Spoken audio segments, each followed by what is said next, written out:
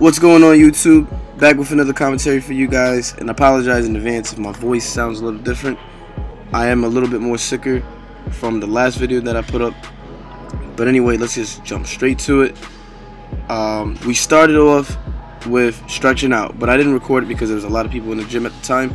But we stretched out with resistance bands to, get the motion, get the muscles, get the blood flowing and everything, make sure the joints is loose and everything.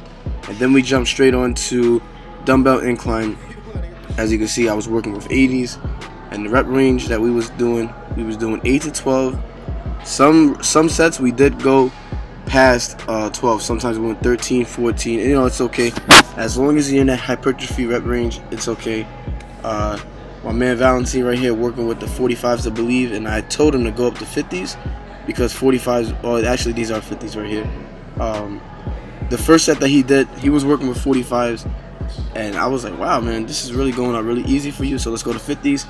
And I'm proud of that, man. Shout out to you, bro. But let's carry on with the workout. And again, guys, I can't stress this anymore. You want to be time under tension. You don't want to, excuse me, you don't want to rush through the workout. You don't want to rush through the reps. You don't want to rush through the sets. And of course, do never lock out your elbows. As you can see, I'm stopping right before the lockout point.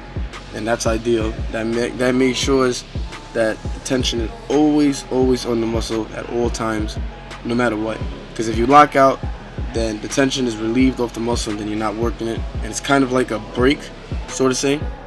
So you want to avoid locking out your elbows. And after that, we moved on to, I believe, the vertical chest press machine. We usually do the horizontal, lying on your back. But that machine was taken, so instead of waiting, around and trying to get that machine, we just went ahead and moved on with this. And again, this mimics a bench press motion.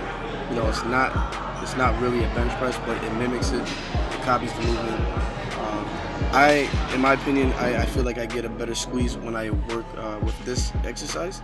So again, guys, you don't want to lock your elbows. And I think in one of these clips I was telling him not to lock out because, yeah, right here he was locking his elbows out, and I told him not to do it, and then he corrected it. So, and he told me he felt a big difference as soon as he switched it.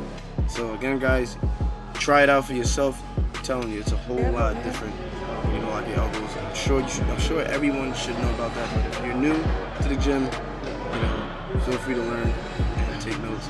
But anyway, after this, we moved on to the cable crossover, or cable press, cable flies, whichever one you want to call it. Now, when the clip comes up, I want to show you guys something. I want to tell you guys something. This is it's like a something that I made up.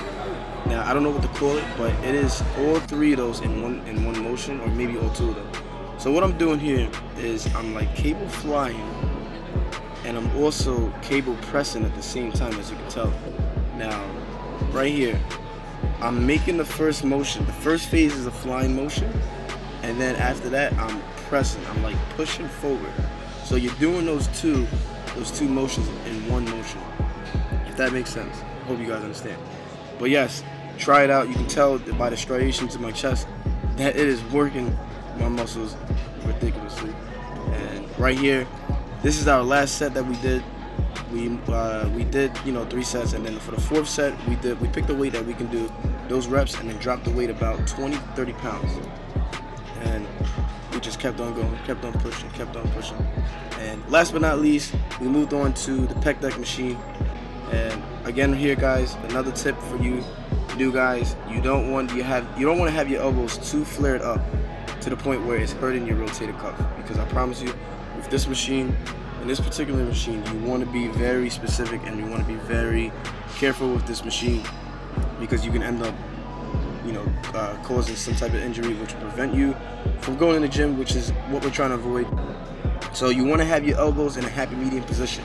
What I mean by that is, you don't want to have them too flared up, and you don't want to have them too far down. You kind of want to have it in the middle, so your elbows like at a nice, comfortable angle, so where it's not irritating your joint.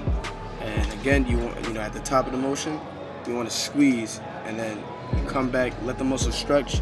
As you can tell right here, boom, I'm letting it stretch, squeeze, stretch, squeeze, just like that. I'm telling you, you will be burning after this, I promise.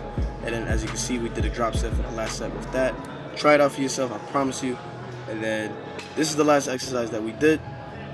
We did some decline push-ups, which is our feet up in the air.